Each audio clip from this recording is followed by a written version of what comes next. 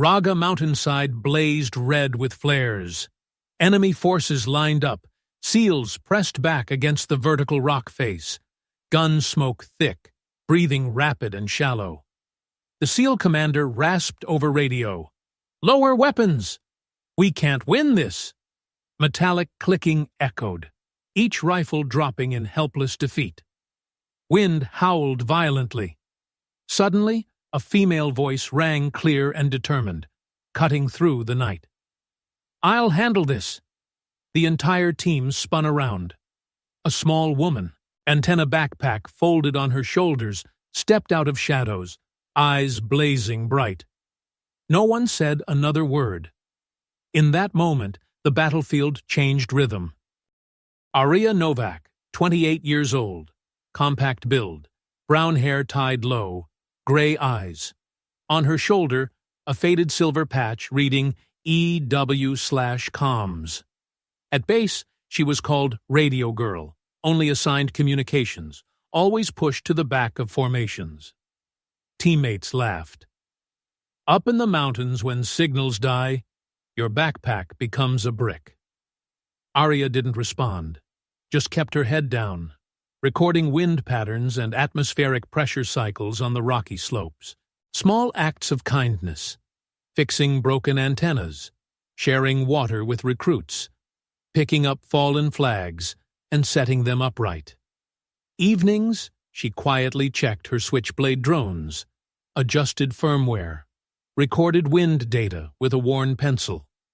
One logistics soldier remembered, when the PRC antenna's connector broke, the next morning there was a 3D printed replacement wrapped in cold weather electrical tape. Aria said nothing, just did it. But there was more to Aria's quiet routine. While others slept, she studied atmospheric propagation charts, memorized frequency allocations, and practiced electronic warfare techniques on simulation software she'd coded herself. Her backpack wasn't just communications gear, it was a mobile electronic warfare suite disguised as standard radio equipment. During equipment inspections, she'd casually test signal strengths, map dead zones, and identify potential interference sources. The data went into a detailed notebook she kept hidden, filled with tactical frequencies, jamming protocols, and countermeasure procedures. Why does the radio girl spend so much time with the tech guys? One SEAL wondered aloud. Probably trying to learn their jobs, another replied dismissively. But the technicians knew better. Aria understood their equipment better than they did. She could troubleshoot problems they couldn't solve, optimize systems they didn't know were broken, and identify vulnerabilities they didn't know existed. Staff Sergeant Williams, a veteran communications specialist, once watched Aria work on a malfunctioning tactical radio. Her diagnostic process was flawless, her repairs elegant, her understanding profound. "Where did you learn this?" he asked. "Trial and error," she replied, not looking up from the circuit board. But Williams noticed something else. The modifications she made weren't just repairs. They were improvements. The radio performed better after Aria touched it than when it was brand new. During training exercises, strange things happened around Aria. Enemy communications would mysteriously fail at crucial moments. Friendly signals would somehow penetrate interference that should have blocked them. GPS coordinates would be more accurate than the equipment specifications allowed. Lucky coincidences, the unit called them. Aria called them preparation meeting opportunity. Every morning, she'd check weather reports not for temperature or precipitation, but for atmospheric conditions that affected radio propagation. She knew that communication was the nervous system of modern warfare. Cut the nerves, and the body couldn't function. Most people saw her as support staff. She saw herself as a force multiplier waiting for the right moment to prove it. Preparing for Operation Ragha. Aria suggested using natural waveguides to maintain communications. SEALs shook their heads. "This isn't physics class. She remained silent, but before deployment, she taped backup frequency codes to each teammate's sleeve and placed IR beacons in the team leader's pack. When checking UAVs, Aria heard propeller sounds and immediately said, "Old firmware. This drone will jam easily." A technician stared. "How do you distinguish that by ear?" Aria just smiled. A veteran quietly mentioned, "Fallujah. I once heard about a female engineer who listened to signals like music." Rumors spread. Maybe she once belonged to Task Force Orion. Others laughed mockingly. If true, why is she just doing radio now? The night before battle, Aria sent messages. If Channel 1 dies, switch to 371. If drones whine for 40 seconds, dig L-shaped trenches to avoid mortars. Nobody responded. One SEAL read it and deleted. Radio Girl worries about unnecessary things. But Task Force Orion was real, and Aria's connection to it ran deeper than rumors suggested. 3 years ago, she'd been part of an experimental unit that pioneered electronic warfare techniques in urban environments. They called her Silent Storm, because she could disrupt enemy communications without them knowing they'd been compromised. The unit was disbanded after a classified incident in Syria. Official records were sealed, personnel scattered to conventional assignments. Aria landed in a standard communications role, her advanced skills buried under routine radio maintenance and message relay duties. Lieutenant Colonel Harrison, the base's intelligence officer, had been quietly watching Aria since her arrival. Her personnel file raised questions. Overqualified for her position. Security clearance higher than necessary. Training records partially redacted. He'd made inquiries, but hit classified walls at every turn. "What's her real story?" he'd asked his contacts. "Need to know," came the standard reply. "And you don't need to know." But Harrison noticed things.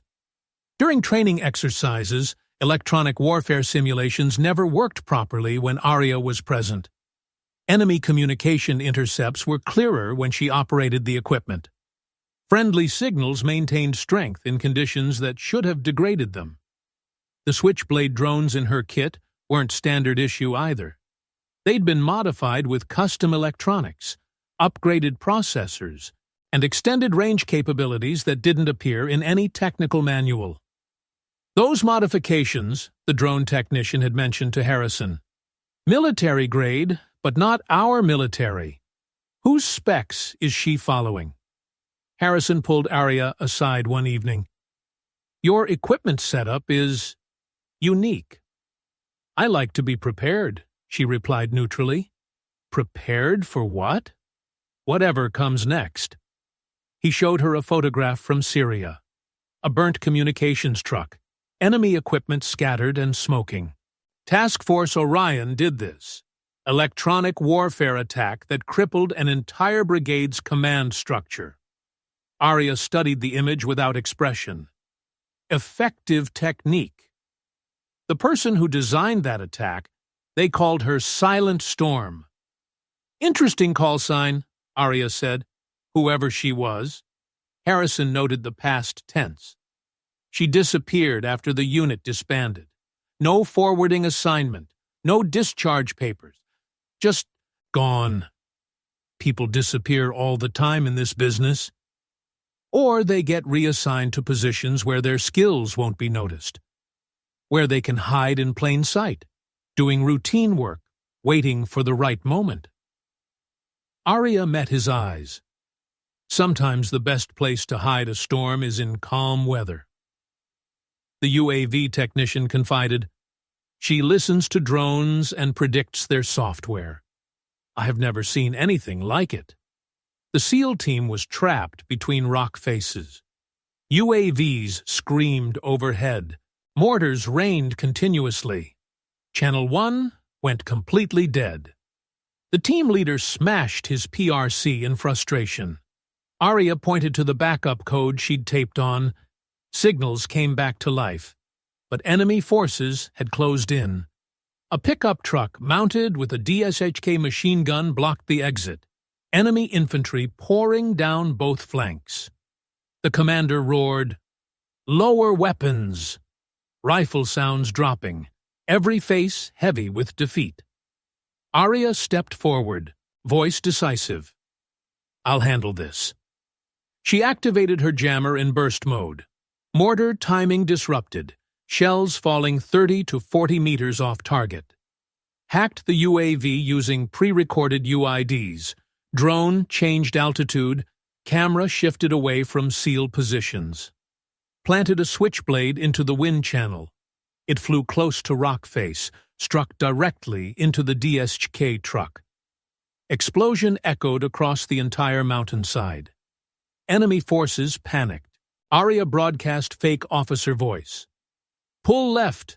Enemy troops shifted themselves, exposing their flanks. Commander ordered, "Window!" 17 seconds. SEALs jumped up, raised weapons, swept both groups clean. A second drone approached. Aria forced its signal into return-to-home mode, directly back to the mortar crew. This crew's position was exposed, eliminated by SEAL sniper. In less than 1 minute, the battle tide turned. SEALs escaped the encirclement through IR beacon routes Aria had marked. But the real complexity of her actions went far beyond what anyone saw. The jamming wasn't random interference. It was precisely timed to disrupt enemy coordination while maintaining friendly communications. She'd been monitoring their frequencies for hours, learning their patterns, identifying their command structure. The UAV hack used backdoor protocols she'd discovered during her Task Force Orion days. Every drone manufacturer left diagnostic access points, and Aria knew them all. She didn't just redirect the drone, she temporarily enslaved it, turning enemy surveillance into friendly reconnaissance. The Switchblade modification wasn't just about explosive power. She'd programmed it with terrain-following algorithms, using the mountainside's natural wind patterns to mask its approach. The truck didn't just explode. It was systematically dismantled by a weapon that flew like it was alive. The fake voice broadcast was the most sophisticated element. She'd been recording enemy communications all day, isolating vocal patterns, building a voice synthesis model on her modified equipment. When she spoke, it wasn't just mimicry. It was digital voice cloning in real time. "How the hell did she sound like their officer?"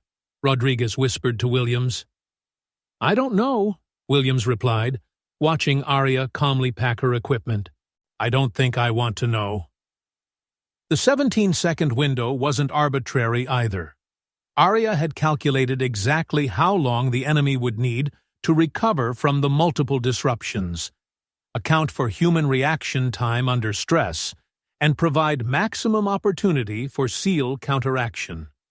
She'd orchestrated the entire sequence like a conductor leading an orchestra, each element timed to support the others, building to a crescendo that turned certain defeat into decisive victory. The IR beacon route hadn't been placed randomly. She'd studied the terrain for weeks, identified natural concealment, calculated sight lines, and planned multiple egress options based on different tactical scenarios. Commander Martinez approached, still breathing heavily from the firefight. "What you just did, that wasn't standard communications support." "No, sir," Aria replied, checking her equipment for damage. "That was electronic warfare." "Who taught you that?" "People who don't exist anymore, sir." Martinez understood. Black operations, classified units, skills that officially never existed. "And you've been hiding this because sometimes it's better to be underestimated than eliminated." The mountain wind carried smoke from the destroyed truck.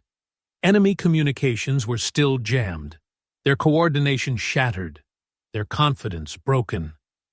A single operator with modified equipment had neutralized an entire enemy company's technological advantage. Rodriguez joined them, staring at Aria with new respect. Silent storm? She nodded slightly. Once upon a time. Why come back now? Why reveal yourself? Aria looked at the SEAL team, battered but alive, and then at the mountainside where enemy forces were retreating in confusion. Because hiding your abilities is a luxury, and today, that luxury would have cost lives. The commander breathed heavily, looking at Aria like he couldn't believe it. The window had closed, but, thanks to you. Aria nodded, eyes still watching the wind. Window closed. Withdraw. Back at base, Aria returned the jammer, cleaned mud from her antennas. The SEALs who once mocked her lined up awkwardly. A young soldier stammered, "I called you useless." "I was wrong." Aria pulled up a chair, set down her water bottle. "Sit. Tomorrow, I'll teach you how to listen to wind." The commander came later, placing a silver challenge coin on her notebook. When others lowered weapons, he said quietly, "I ordered weapons down. You raised them all back up." Aria shook her head. "Not me. Preparation and habit. I just kept the rhythm." From the next day forward, the unit bulletin board read, "Block silent window. Training by Novak." Those who once mocked now sat taking notes, like new recruits. But the changes went deeper than training schedules. The entire unit's approach to electronic warfare was revolutionized. Aria didn't just teach techniques, she taught philosophy. The electromagnetic spectrum wasn't just a communication medium. It was a battlefield where wars were won or lost before the first shot was fired. "Think of every device as both a tool and a weapon," she explained to her first class. "Your radio can call for help or jam enemy communications. Your GPS can guide you home or mislead enemy missiles. Your phone can coordinate operations or track your location." The students were fascinated. These weren't just communication procedures. They were insights into the invisible war happening in every conflict zone. Lieutenant Rodriguez, who'd once dismissed her as radio girl, now hung on every word. How do we identify threats we can't see? "Listen," Aria said simply. "Every electronic device has a signature. Learn to hear them like voices in a crowd." Staff Sergeant Williams, the communications specialist, approached her after class. "I've been doing this for 15 years. You just taught me things I never knew existed." "The technology evolves fast," Aria replied. "Most training lags behind by years." "Is that why you were reassigned? Too advanced for conventional operations?" Aria considered the question carefully. "Sometimes being ahead of the curve looks like being behind it. Better to let people think you're catching up than realize you're already gone." The base commander issued new standard operating procedures based on Aria's recommendations. Electronic warfare considerations became part of every mission planning session. Equipment requisitions included items that didn't exist in standard catalogs. But Aria maintained her quiet routine. She still fixed broken antennas, shared water with recruits, and kept detailed notes in her worn notebook. The difference was that now, people understood these weren't menial tasks. They were the foundations of battlefield dominance. People often label others. Just radio, just support. But at the right moment, they turn the tide. When SEALs lowered their weapons, one small voice made the entire team raise them again, not through strength, but through quiet preparation and skill. Aria didn't accept medals. She only shared her notebook, built classes, so those who mocked yesterday could learn to listen to wind. The lesson: don't underestimate silence. Sometimes it's what keeps an entire squad alive. In modern warfare, the most decisive battles aren't fought with bullets.